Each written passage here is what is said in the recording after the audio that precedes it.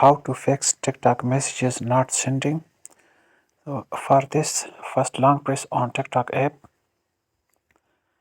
tap on app info, storage usage, clear cache, also clear data. This will log you out from your account, so you will need to log in again. After that, go to Play Store or App Store and here update TikTok app.